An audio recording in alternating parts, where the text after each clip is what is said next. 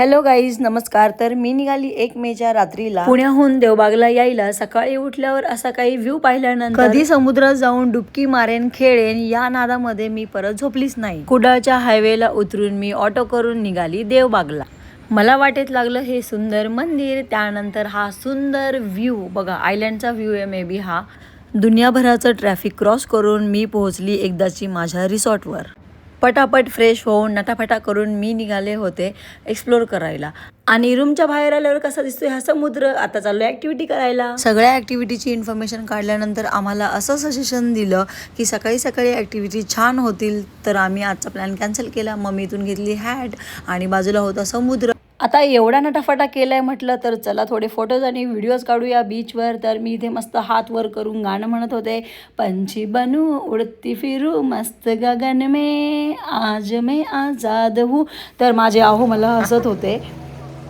इथे सँडवर मी माझा हार्ट काढला, त्याच्यामध्ये माझं नाव काढलं छान आणि एक अशी जी आडवी लाईन मारतो हार्टमध्ये ती मारली. तर माझे आहो मला बोलले की माझं नाव कुठे याच्यामध्ये. तर म्हटलं की नाही थांबा, हा माझा हार्ट आहे, तुमचा हार्ट आपण नंतर काढूया.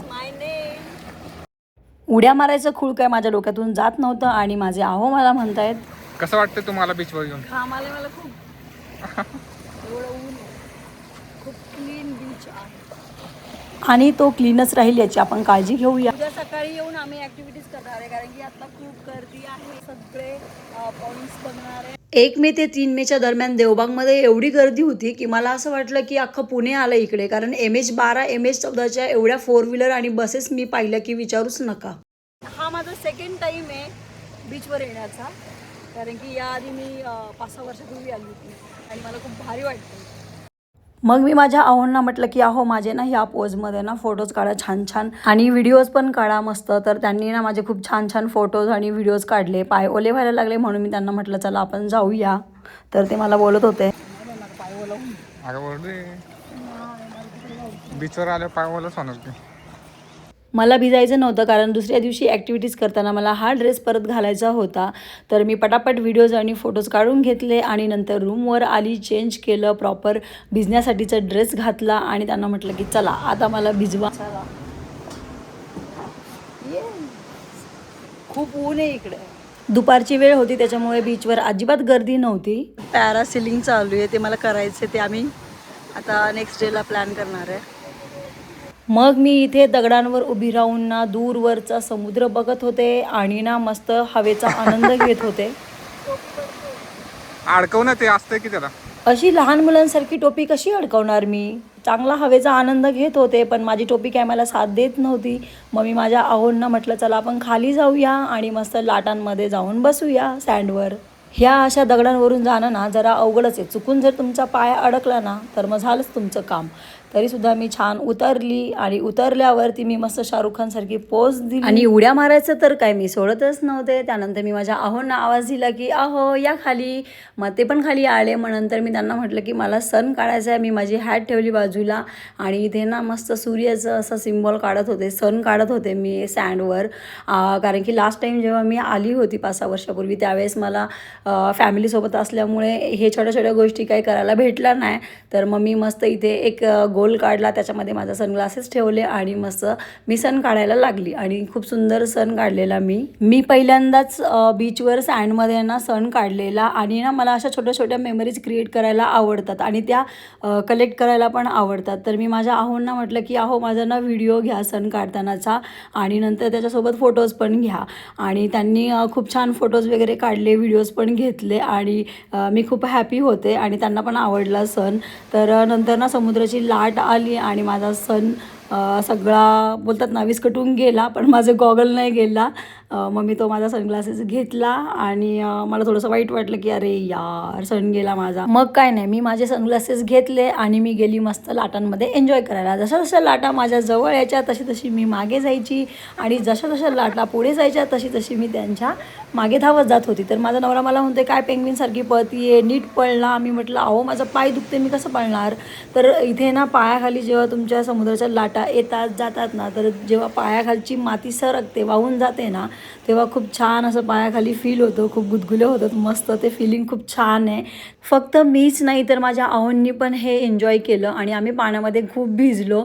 त्याच्यानंतर मी इथे मस्त असा छान हार्ट काढला. त्या हार्टमध्ये आमच्या दोघांच्या पण नावाचं जे फर्स्ट लेटर आहे ते काढलं, व्ही आणि जे. तर माझ्या नावाचं काय स्टायलिश एवढं काढता येत नाही व्ही, तर त्यांचं आलं तर त्यांचं मी छान असं स्टायलिशमध्ये जे काढला आणि त्यांना म्हटलं दिस इज माय हार्ट. तर ते बोलले थँक्यू. आणि परत एकदा पाण्याची लाट आली, पण आमच्या दोघांचं नातं एवढं कमजोर नाही आहे की ते पाण्याच्या लाटेने पुसून जाईल. इथे ना मी माझ्या हस्बंडला हाताने हार्ट कसा बनवायचा ते शिकवत होते, पण त्यांना ते एवढं जमत नव्हतं. पण मी त्यांच्याकडनं प्रॅक्टिस करून घेतली आणि ना त्यांना फायनली हार्ट छान जमला आणि आमच्या विजय नावाच्या वरती मस्त असा हाताने हार्ट बनवून छान असा फोटो क्लिक केला मी.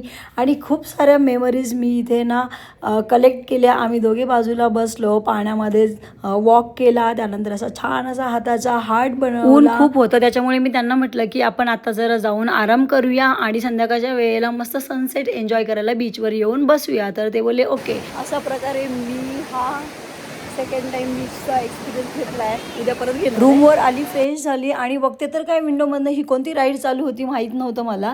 तर मी लगेच आव्हांना म्हटलं की आहो मला ही राईड करायची आहे.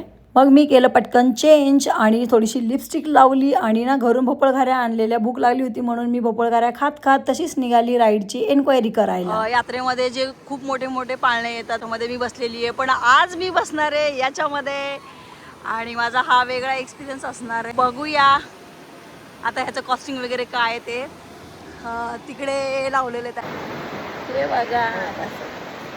एवढं सारं वेटिंग होतं तरीसुद्धा मला ही राईड करायची होती, कारण की मला ॲक्टिव्हिटी खूप आवडतात करायला. ह्याच्यामध्ये पण त्यांनी दोन म्हणजे टप्पे ठेवलेले आहेत की एक असतं तुमचं 2 ते 3 मिनटाचं, जे की तुम्हाला खूप उंचावर नाही, थोड्या उंचावर नेतात. आणि जे दुसरं आहे ते तुम्हाला 4 ते 5 मिनटाचं आहे आणि खूप उंचावर घेऊन जातात. म्हणजे जे आत्ता ह्या लेवलला आहे ना, तर ह्याच्यापेक्षाही वरच्या लेवलला घेऊन जातात. राईडवाल्या दादांना विचारलं की ह्या राईडचं नाव काय, तर त्यांनी सांगितलं पॅरामोटर म्हणतात याला. तर मग त्यांना आम्ही पैसे पे केले. त्यानंतर त्यांनी आमची साईन घेतली एका फॉर्मवर. तर मला थोडंसं टेन्शन आलं की म्हटलं हे साईन का घेत आहेत, पण ॲज अ फॉर्मॅलिटी आणि त्यांच्या पण सेफ्टीसाठी ते आपल्याकडनं ही साईन वगैरे घेतात. हे सनसेट आणि इकडे ही राईड, वाव मस्त कॉम्बिनेशन आहे. मी वरती हवेत उडणार याची मजा.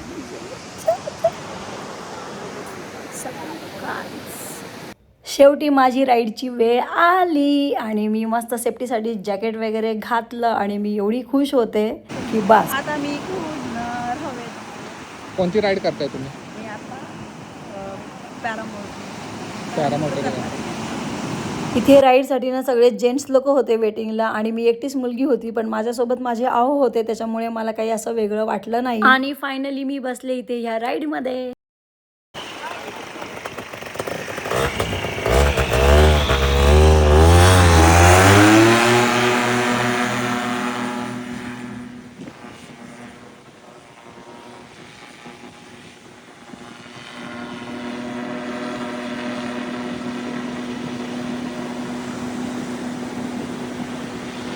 हे पॅरामोटर राईड वरती गेल्यावर केवढंसं दिसतंय खालून, पण खरं सांगू का मी खूप म्हणजे खूप उंच गेली होती. आणि जे पॅरामोटर कंट्रोल करणारे जे होते दादा माझ्या मागे, तर त्यांनी मला बरेचसे पॉईंट्स दाखवले, जसं की देवबाग बीचवरील संगम पॉईंट आहे, त्यानंतर सुनामी आयलँड आहे. तर असे मला त्यांनी पॉईंट्स वगैरे दाखवले आणि खरंच सांगते वरून ते जे पॉईंट्स होते ना ते एवढे भारी दिसत होते ना, तर मी काय फोन घेऊन जाऊ शकत नव्हते. तर त्यांच्याकडे ऑलरेडी कॅमेरा होता, तर त्यांना मी सांगितलं होतं व्हिडिओ काढायला, तर त्यांनी ना व्हिडिओ पण खूप छान काढला. आणि ना ह्या पॅरामोटर राईडमध्ये वरती जाताना किंवा खाली येताना कुठलाही त्रास होत नाही. तुम्हाला फक्त समोर पाय 2 ठेवायचे आहेत आणि हात घट्ट पकडून ठेवायचे आहेत, बाकी काही नाही. आणि एकदम सुंदर राईड होती, मला तर खूप आवडली. माझ्या चेहऱ्यावरच्या स्माईलवरूनच तुम्हाला समजत असेल की मी किती खुश होती. मला जरा पण भीती नाही वाटली. माझ्यानंतर एक लेडीज चालली होती, तिला पण जरा आनंद झाला असेल माझ्याकडे बघून, कारण मी अजिबात घाबरलेली नव्हती. मला काय भीतीच नाही वाटली. भारी वाटतं वरतून एवढा वरून इथून गेलो ना, असं गेलो तिकडे पूर्ण आयलँड दिसतं. ही आपण सेंटरला इथे हो. आकाश पाण्यापेक्षा ही खूप उंच आहे. आणि म्हणजे मी एवढ्या उंच गेली पॅरामोटरमध्ये आणि आतापर्यंत मी फक्त आकाश पाण्यामध्ये बसली होती. सगळ्यात उंच आकाश पाण्यामध्ये मी बसली होती. पण आज मी पहिल्यांदा एवढ्या उंच पॅरासिलिंगमध्ये पॅरामोटरमध्ये बसली. मला जरा पण भीती नाही वाटली. इवन आकाश माळण्यामध्ये बसतो त्यावेळेस हातपायांना मुंग्या वगैरे येतात, पण याच्यामध्ये असं काहीच नाही झालं. आणि वरती गेल्यावरती देवबागचा सगळा असा आयलंड दिसलेला. एक नंबर व्ह्यू होता, मस्त वाटला, म्हणजे पैसे वसूल झाले. माझा एक्सपिरियन्स खूप छान होता, खूप म्हणजे खूप छान होता. आणि मला अजिबात जरा पण भीती नाही वाटली, खूप मस्त वाटलं. एक नंबर. त्या बाजूला असे दगड आहेत, ह्याच्यावरून वरती जावं लागतं, नीट जायचं. जर का पाय घसरला तर तुम्ही गेला तर डायरेक्ट. संध्याकाळच्या वेळेला समुद्रकिनारी बसून पाणी आणि सनसेटचा व्ह्यू पाहण्यात एक वेगळीच मजा आहे, म्हणून संध्याकाळी जास्त गर्दी होते समुद्रकिनारी. आणि इकडे वेगवेगळ्या राईड्स चालू आहेत. मी ह्याच्यामध्ये बसली होती आत्ता, खूप मस्त वाटलं.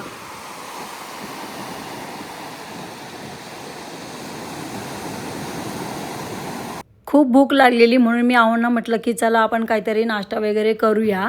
तर इथे ना खरंच दुपारच्या वेळेला ना काहीच भेटत नाही खायला. आणि म्हणजे लंच टाईम जर निघून गेला ना तुमचा, मग नंतर तुम्हाला कुठेच काहीच भेटणार नाही. फक्त तुम्ही जिथे स्टे कराल ना त्या ठिकाणीच तुम्हाला ऑर्डर करावं लागेल. कुडाळवरून देवबागला आम्ही ऑटोमधून आलो. तर येताना एक बोर्ड बघितला होता जिथे लिहिलेलं उकडीचे मोदक भेटतील. तर आम्ही आता तेच भेटतायत का बघायला चाललोय. हे बघा, नारळाची किती सुंदर सुंदर झाड आहेत. छोटे रस्ते आणि रस्त्याच्या कडेला अशी नारळाची झाडं. वॉकिंग करायला खूप छान वाटत होतं मला तर. आणि हे छोटंसं दुकान किती छान वाटतंय. मला खूप आवडतात अशी घरं. आणि आम्हाला जायचं होतं ह्या रिसॉर्टला, पण सगळे बुकिंग्स फुल होते आत्ता 1 मे ते 3 मेच्या दरम्यान. सो आम्हाला काही बुकिंग्स भेटले नाही. हे काही कुठलं पेड प्रमोशन नाही आहे. मी ऑनलाईन पाहिलं होतं, मला आवडलं होतं, म्हणून मी जस्ट मला बोर्ड दिसलं जाताना म्हणून मी दाखवलं तुम्हाला. आणि फायनली आम्हाला ऑटोमधून येताना जो बोर्ड दिसलेला, जी पाटी होती ती पाटी भेटली. पाटीजवळ कोणीही नव्हतं. मी डबा उघडून पाहिलं तर त्यात मोदकही नव्हते, म्हणजे विचारूनच घेणार होते. आणि बाजूला एक घर होतं, तर तिथून आवाज आला की मोदक हवेत का. म्हटलं हो. मग आम्ही गेलो तिथे त्यांच्या अंगणामध्ये आणि मोदक घेतले.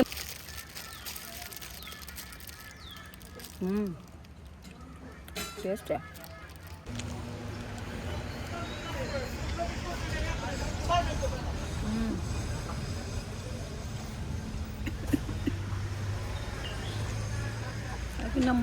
जास्त गोड नाही, कमी गोड नाही, जसे हवे तसे मापात होते मोदक. आणि ना मस्त तुपातले होते. मला तर खूप आवडले. मोदक खाऊन काही आमचं पोट भरलं नव्हतं. मग आम्ही होतो नाश्त्याच्या शोधामध्ये. तर आम्ही समोर चालत चालत आलो. तर लेफ्ट साईडला आम्ही बोर्ड वाचला की वडापाव मिळेल. तर आम्ही गेलो तिथे, पण दादा दुकानात झोपले होते, त्याच्यामुळे आम्ही काही डिस्टर्ब केलं नाही त्यांना. आणि हे बघा, गोंडस कुत्रं आम्हाला बघून घाबरत होतं. इथली ना नारळाची झाडं पाहून आहे ना मला एक वेगळीच वाईब येत होती. आणि ना इथले घरं सुद्धा आहे ना खूप सुंदर सुंदर घरं आहेत. आणि ना पुढे आल्यावरती मला काय दिसलं, हे बघा, जिल्हा परिषद शाळा.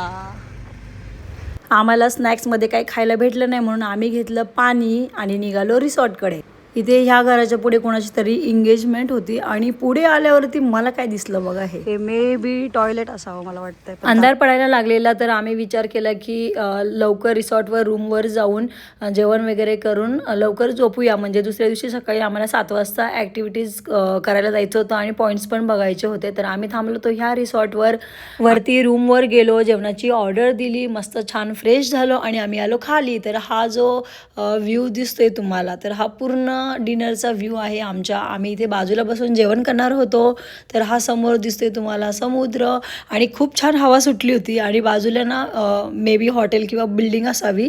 तर तिथे छान असे ओल्ड सॉन्ग लावले होते. तर संध्याकाळच्या वेळेला ओल्ड सॉन्ग प्लस मावळता सूर्य, समोर एवढा मोठा समुद्र आणि खूप छान सुटलेली हवा. तर अशा मोकळ्या हवेमध्ये आणि अशा वातावरणात जेवायला कोणाला नाही आवडणार. आणि खरं सांगू का, खूप मस्त फील होत होतं इथे मला. आणि मग आम्ही घेतलं जेवण. जेवणामध्ये घेतली होती व्हेज बिर्याणी आणि व्हेज फ्राईड राईस. त्याच्यासोबत त्यांनी आम्हाला पनीरची करी पण दिली होती या जेवायला.